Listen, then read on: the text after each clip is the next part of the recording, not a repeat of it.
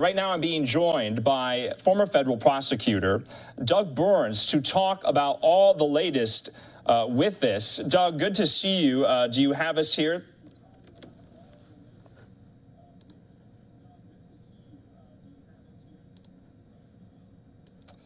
You know, and Doug, I was struck by the fact that, a lot of this is regarding the idea of executive privilege. Does a former president, is he entitled to that defense? Well, that's the tricky part. Executive privilege, real quick, came out of the Watergate era in the mid-'70s, obviously, and you had the case United States v. Nixon in 1974, where the Supreme Court analyzed executive privilege, obviously, for a president who was in office. And they set up the balancing test of the need to have confidential communications and have aides and senior advisors give candid advice, knowing that they're not necessarily going to be called to testify about it. And that's where the privilege came in. The counterbalance is the need of the public, the media, and everybody to know. Now, you raised a very important question, though, and that is, what about a former president, a president who's no longer in office? And the answer to that is that the former president is to consult with the current occupant of the White House, President Biden, and then the new president makes the decision. So without getting overly cynical about the politics of it, I mean, President Biden, as everybody knows, has done, many, many maneuvers, contrary to the Trump administration. And in fact, he declined, the Biden White House has declined to exert executive privilege.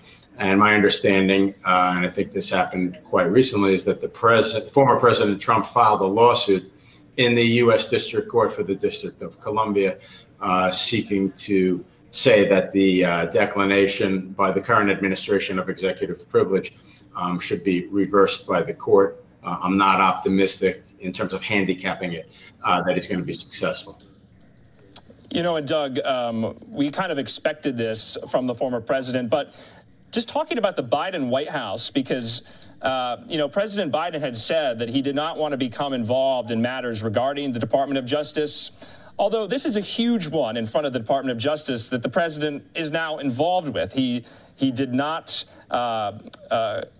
use executive privilege for these documents. He said the DOJ is entitled to them. And these are documents regarding the president's communications on January 6th, the day of the Capitol riot.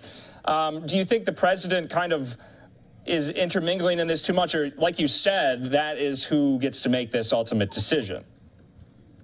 No, it's a very good question. And I think the point you're highlighting, and you're right, is it is hard to separate out, the politics from the straight legalities. One other from 30,000 feet, legal observation, which is important, is that there have been very few cases to reach the Supreme Court of the United States on executive privilege, very few and far between. So it's sort of an untested concept. And back to your original question, well, what about a former president versus a current one? That's really never been addressed. So again, I think, to be fair, you could look at the current president and you really could argue that from both sides of the room. On the one hand, he's entitled, per the way the law operates now, to decline to assert it on behalf of a former president. But then, as you said, everybody else is entitled to call that into question with some cynicism and say, that certainly seems political and so forth. On the merits of it, honestly, it really is a question of, how important is the particularized need for this information for everybody to have it, versus promoting this internal privacy. It's hard to translate, is the point, the legalities into the politics. I've said many times that politics and law on many levels don't mix, and I firmly believe that. So executive privilege right out of the gate, let's face it, is highly charged with political overtones. But again, here, back to what you said coming right at the outset, I think it's difficult in terms of a former president. It's even more difficult when the new president is of the other political party. Think about that distinction, as opposed to if President Trump had been succeeded by another Republican. And I think it's a bit of a tricky issue. But one law professor pointed out that really the only avenue would be to get an injunction in court, from a court, a federal court, saying that these particular witnesses, do not have to appear and they can assert a valid executive privilege. I don't expect that to happen. I think it's a bit of an uphill battle. Yeah, and Doug, this will present a whole host of issues for the House Select Committee that's looking into the January 6th riot. They have issued subpoenas to members of Trump's inner circle, including Mark Meadows, Steve Bannon, and the like. The former president, has kind of indicated and commanded to them to defy those subpoenas. Former President Trump could also get a subpoena in this. What do you make of these kind of going against the issuing of these subpoenas? Does the committee have any legal recourse to hold them in contempt? Yeah, no, thank you for raising that. That's the next really important logical area to discuss, which is, okay, so if Steve Bannon gets a subpoena, he refuses to comply with it, what enforcement options does Congress have? And that starts getting interesting. You have the really, really colorful one where, the person can be arrested and held in the House chamber jail. I mean, we all remember that in certain other contexts being discussed over the last few years.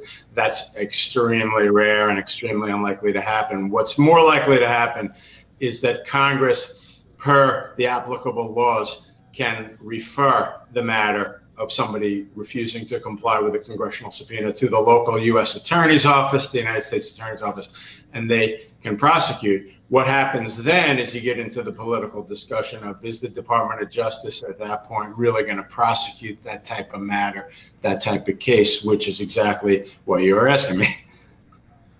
And Doug, we know that a former president can be deposed in a lawsuit because the former President Trump was deposed today in a lawsuit. So that precedent, has been set. So it remains to be seen, like you said, what will the precedent look like?